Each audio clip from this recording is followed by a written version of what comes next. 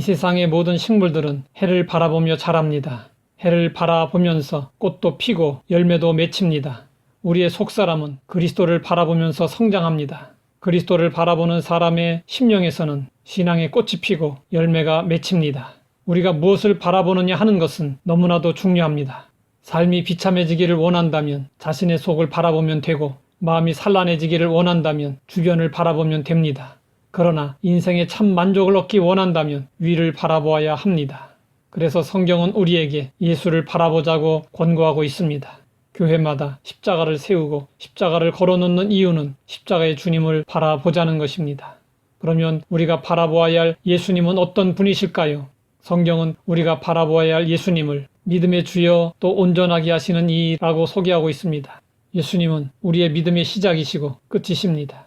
예수님에게서 믿음이 시작되고 예수님에게서 믿음이 완성됩니다. 예수님은 지상에 계실 때 믿음으로 행하셨습니다. 예수님은 믿음을 온전히 나타내셨습니다. 그리고 우리를 죄에서 구원하시기 위하여 십자가에 달리셔서 다 이루었다고 외치셨습니다. 그렇기 때문에 우리는 예수님을 바라봄으로써 예수님이 이루신 구원을 내 것이 되도록 해야 합니다. 우리 신앙생활에서 바라봄이 중요한 것은 바라보는 가운데 변화가 일어나기 때문입니다. 남녀가 서로를 진정으로 사랑하면 서로에게 일어나는 분명한 변화가 있습니다. 그것은 서로를 은연중에 닮아가는 것입니다. 서로 거울을 들여다보는 것과 같은 효과 때문입니다. 자신의 감정을 터놓고 대화하는 시간이 많으면 생각도 담고, 웃을 때 같이 웃고 울 때 같이 울다 보면 두 사람의 얼굴 근육과 주름까지도 서로 비슷해집니다.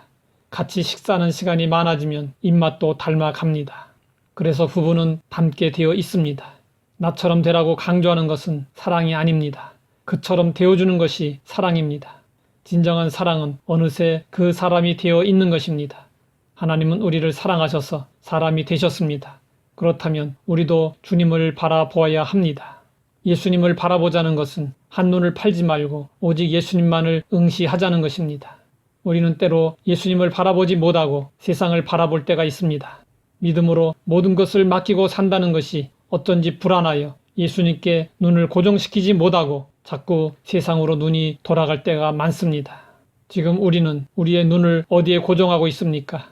프랜시스가 자기 고향에 있을 때 하루는 자기 집 하인이 우물에서 물을 길러오는 모습을 지켜보고 있었습니다.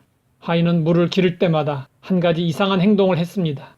큰 물통을 내려 물을 가득히 담은 후 끌어올릴 때 항상 조그마한 나무 토막 하나를 그 물통 안에 던져 넣었습니다.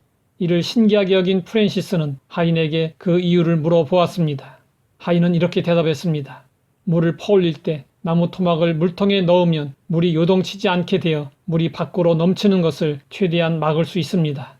그러나 물통에 나무 토막을 넣지 않으면 물이 제멋대로 출렁거려서 다 끌어올리면 반통밖에 안 될 때가 많지요. 하인의 설명을 들은 프랜시스는 깨달음을 얻고 친구에게 이런 편지를 썼습니다. 우리의 마음은 얼마나 자주 흔들리는가. 우리의 마음이 두려움으로 흔들리고 고통으로 요동하며 절망으로 부서지고 있다면 거기에 십자가라는 막대기를 던져보게. 우리도 믿는다고 하지만 우리의 마음은 수시로 두려움, 고통, 절망으로 요동칩니다. 그러다 보면 믿음은 다 사라져버리고 맙니다. 우리 마음의 물통에도 십자가를 던져야 합니다. 십자가를 바라보며 살아야 합니다. 그럴 때 믿음을 시작하게 하신 주님께서 우리의 연약한 믿음을 붙드시고 우리의 믿음을 온전하게 해 주실 것입니다. 하나님 아버지, 믿음의 주여 또 온전하게 하시는 예수님을 날마다 순간마다 바라봅니다.